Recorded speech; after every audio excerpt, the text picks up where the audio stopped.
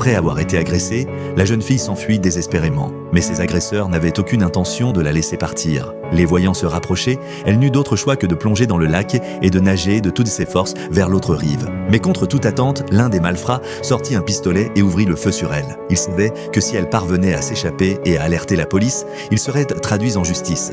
Alors que Marie atteignait presque la rive opposée, une balle la toucha à l'épaule. La voyant immobile, les criminels la crurent de morte et quittèrent les lieux. Une pluie torrentielle se mit à tomber, poussant la bande à chercher un abri aux alentours. Par un hasard funeste, ils aboutirent à la maison de Marie. Son père, John, non seulement recousit avec habileté la blessure au nez de Frank, mais leur offrit également l'hospitalité pour la nuit. Cependant, l'un des voyous aperçut une photo de Marie sur le réfrigérateur. Saisi d'effroi, il s'effondra sur place. Cette réaction n'échappa pas à Emma, la mère de Marie. Face à sa sollicitude, le malfrat fut submergé par la culpabilité et, profitant de son absence, déposa discrètement le collier de Marie près d'un verre d'eau. Après avoir installé leurs hôtes dans la chambre d'amis, le couple entendit des coups sourds et précipités. En suivant le bruit, ils découvrirent que leur fille, qui était censée être chez une amie, étendue là, au seuil de la mort. John se précipita pour la soigner et constata qu'elle avait été brutalisée. Une rage sourde s'empara de lui. Au même moment, Emma trouva le collier de sa fille dans la cuisine. En repensant à la réaction du voyou devant la photo, ils comprirent que les 4 individus sous leur toit étaient les monstres qui avaient brutalisé leur enfant.